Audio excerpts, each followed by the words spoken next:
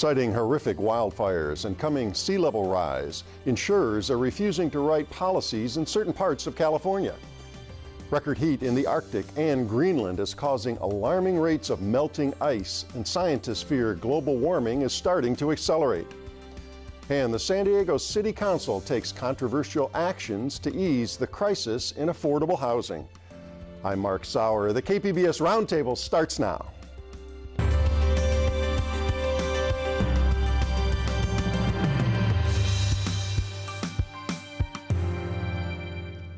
Welcome to our discussion of the week's top stories. I'm Mark Sauer, and joining me at the KPBS Roundtable today, Michael Smolens, columnist with the San Diego Union-Tribune, KPBS Metro reporter Andrew Bowen, and KPBS Environment reporter Eric Anderson. Well, hundreds of thousands of California homes worth hundreds of billions of dollars are prone to destruction from wildfires. Many thousands more along the coast, including some of the most expensive homes in the world, face threats of flooding and crumbling cliffs from sea level rise. All of this is exacerbated by global warming, and insurance companies are taking heed.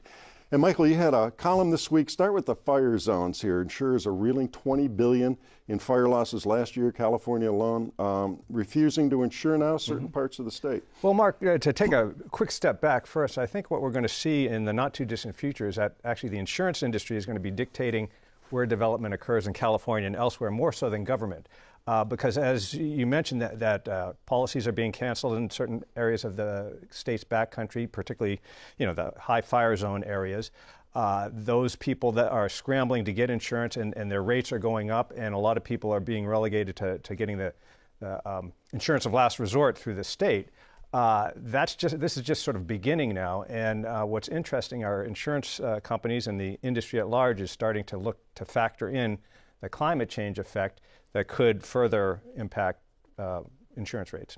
That's also got to be an effect on premium themselves. If you're in some of these areas now, maybe you can get a policy, but it becomes exorbitant. Well, yeah, and it has a real kind of a domino effect. In Northern California, the wildfire areas have really been hit in terms of insurance. And what's interesting up there, there's a particular conveyor belt of retirees from the Bay Area looking at these, beautiful, backcountry mountain-esque homes. Like paradise. Yeah, and they're looking there and realizing that the insurance is, really high and unaffordable, and that has a trickle down because those are pretty kind of not too well-off communities, and they like having those people out there. So there's that, but, we've learned that insurance companies are starting to basically cut out entire zip codes in certain high-risk areas. And so I think you're going to see sort of wildfire and, frankly, climate change redlining. Eric? But there's, Michael, there's no reluctance here in San Diego County to offer and get approval for large residential tracts in the backcountry that are not accessible by roads and would be difficult situations if a wildfire moved through that area. There isn't that, nobody's holding back. In fact, the county is going out of its way now to approve projects that it previously said don't fit what we want in our general plan. A little disconnector, you're saying? It seems that way. How those projects, the projects you're referring to, I think amount to about 10,000 homes on the planning boards, many of which have approved or are in the pipeline. And there is, there's the usual pushback from environmentalists and people that live out in those areas that don't want more congestion, but the whole fire safety aspect has always been there, but it's really become a premium concern.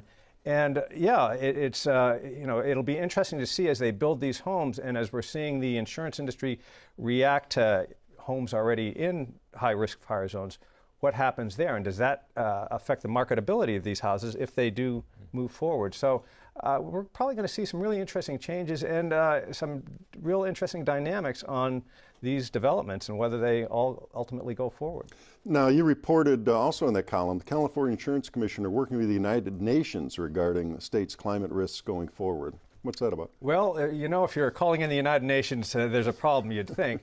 The United Nations has a sort of an insurance, initiative that global that they're looking at, and a lot of it has to do really is about climate change and looking at the things we've been talking about, insurance availability and how that works. And there's not a lot of description of what they're doing. They're just starting off working together. But it seems to me that there's only so many things you can do when there's development in high-risk fire zones that we know are going to be flooded, if not underwater, in the distant future.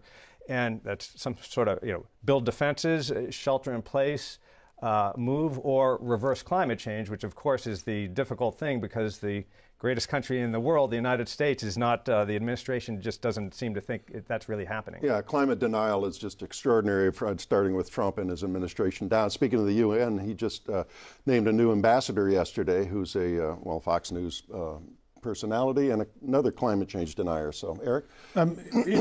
You think it'll get to the point where there will have to be some sort of a state agency created like they do for earthquakes? Where the insurance industry just says, we're not going to cover you if you live here, but there might be some sort of recourse for homeowners? I'm sure there will be pressure. There's already pressure from homeowners or sort of, complaining to the state, you got to do something about this. And the last resort fund is largely built up through contributions or required contributions by the insurance industry.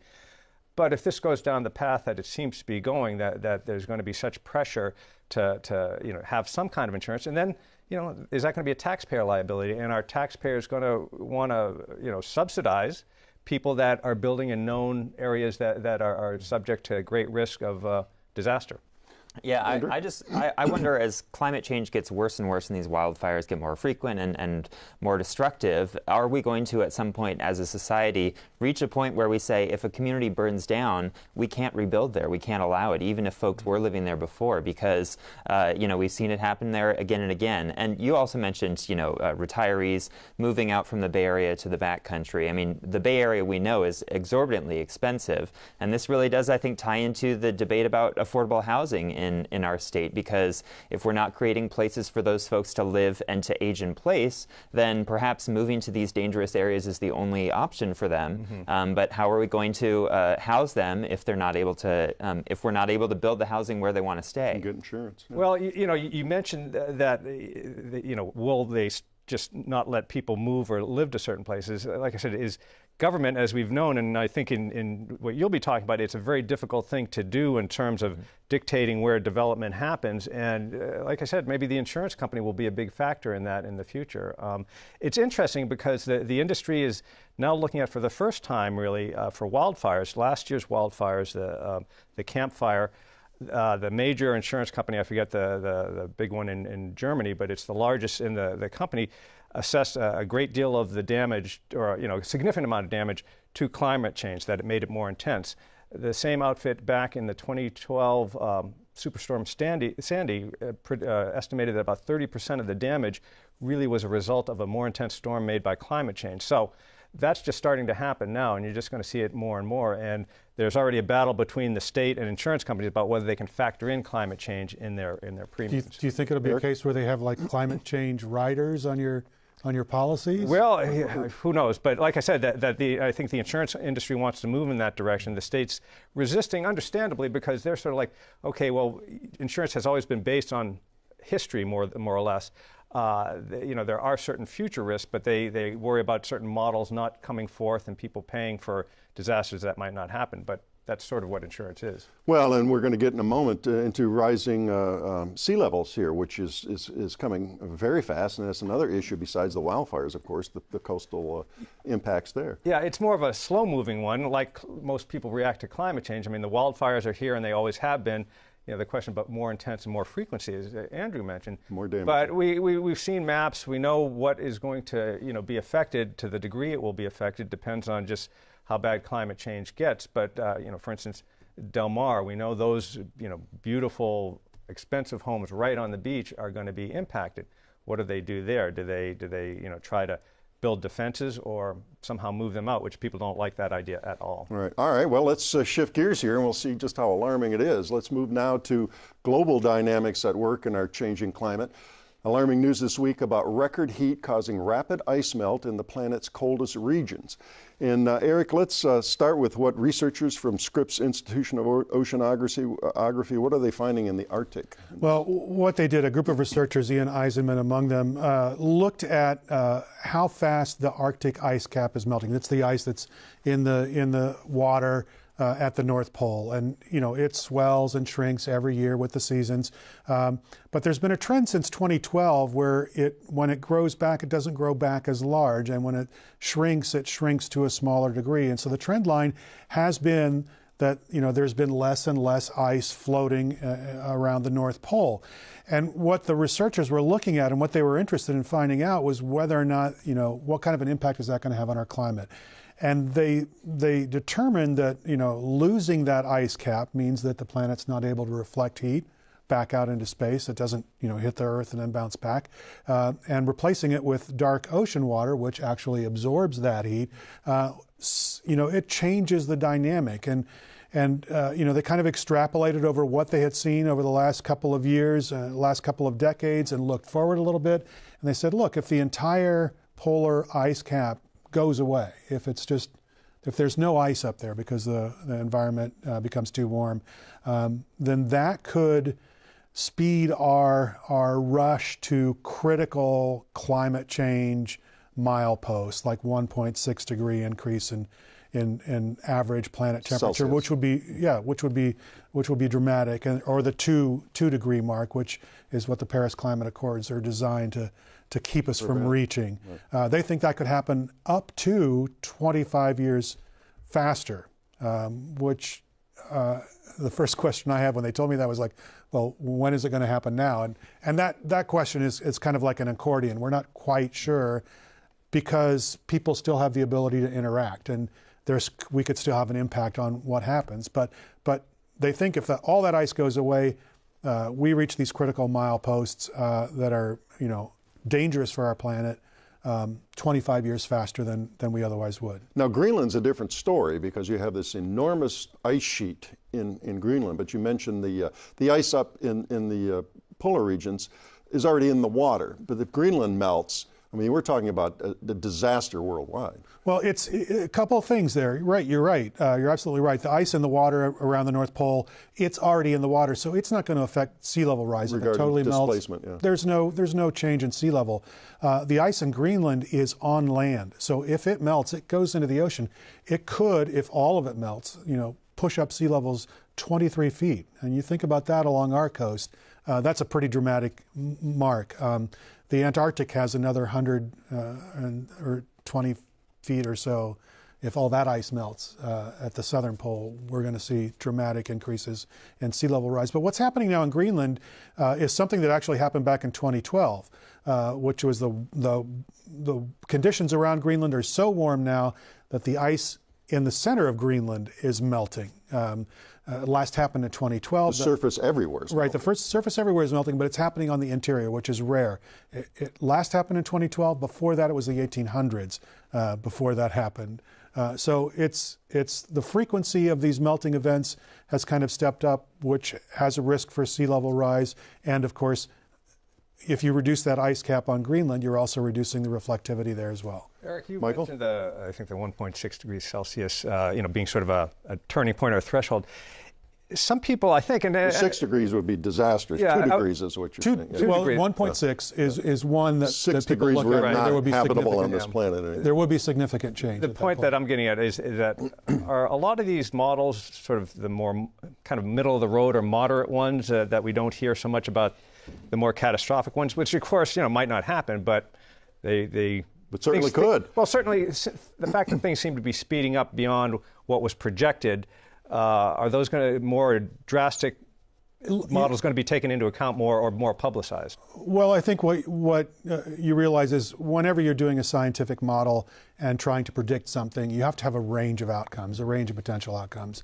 What happens a lot with sea level rise, for example, the U.S. Geological Survey has a pretty good model for sea level rise. If it happens at a certain level, this will happen, kind of a cause and effect type of thing. But you can't really predict the extent because the models aren't so good that you can say with confidence that a certain thing is going to happen at a certain time. So what they do is they offer a range. Now, the sea level rise ranges are all being kind of, in the last 3 years, have all been shifted upward pretty significantly. they used to have the low impact by 2050 of, a foot or less than a foot. Then they consider the median impact of 3 or 4 feet increase, and then a severe impact of 6 feet. And now the 3 or 4 feet of impact might be considered the low end. And they've kind of discarded the idea that it's just going to be a foot or so. Yeah, I think this is one thing that some people don't really understand about climate change, which is that it's really a spectrum of possibilities. That's and correct. It's not a question of whether or not it's going to happen, or it's really, we have, every bit of carbon that we emit into the atmosphere when we drive our cars or turn on the lights or whatever, that is increasing the likelihood of these scenarios getting worse and worse. And so, I've heard people say, well, if the United States reduces its carbon emissions, China's just going to not follow suit, and global warming will still happen. But the less carbon that we put into the atmosphere, even if it's just the United States acting alone, is also going to reduce the likelihood of these doomsday scenarios. That is correct. That's correct. And remember, it's a prediction. It's an idea. They can't. You can't convince a quality scientist to tell you exactly where and how much and when a specific outcome is going to happen. But they'll give you a range of possibilities. And if you look at where that range has kind of moved, it's moved up. There's no question about it. The last UN science report on the climate was pretty damning. Right. I wanted to bring that up. Now, when you're interviewing the scientists here at Scripps, that report you're talking about gives us roughly 12 years or less to radically cut back on burning fossil fuels worldwide, as you're saying. How alarmed are these Scripps scientists about that 12 years and what's really going to happen if we don't?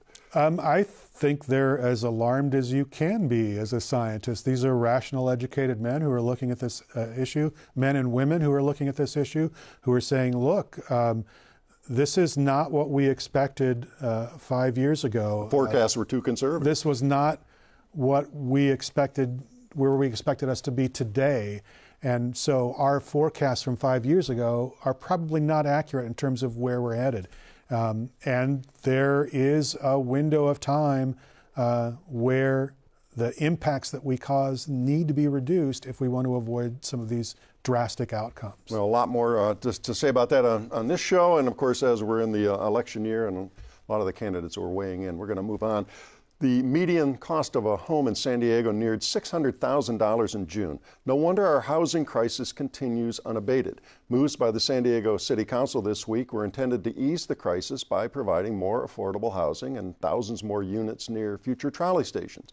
Well, Andrew, start there with the Council's action on inclusionary housing, which is a little awkward buzzword. Yes, yeah. It is. What is the policy and what's the change? Yeah, so this policy was first adopted by the city in 2003. It hadn't really changed much since then, and it essentially gives in most cases, it gives developers two options. You can set aside 10% of your homes in your project for low-income households and agree to charge them affordable rent, so below market rate, or you can pay a fee, and that fee then is collected by the Housing Commission and is used to build and support affordable housing elsewhere in the city.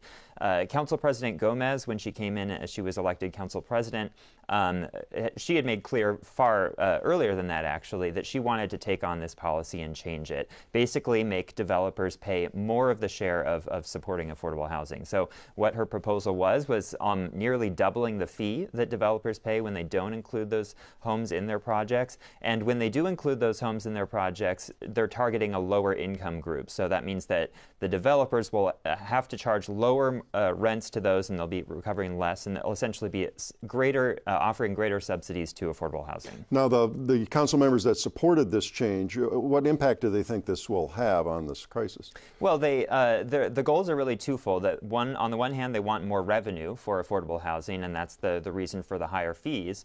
But they also want to incentivize more developers to be proposing mixed income projects. So we have low income households living in the same building as higher income households, and those low income folks will have access to the same neighborhood amenities, educational and job opportunities. So those are the two essential goals of affordable housing, or of inclusionary housing. And developers not crazy about this idea? Definitely not. So what they say is essentially that our housing crisis, one of the primary drivers of the housing crisis is the shortage of of housing.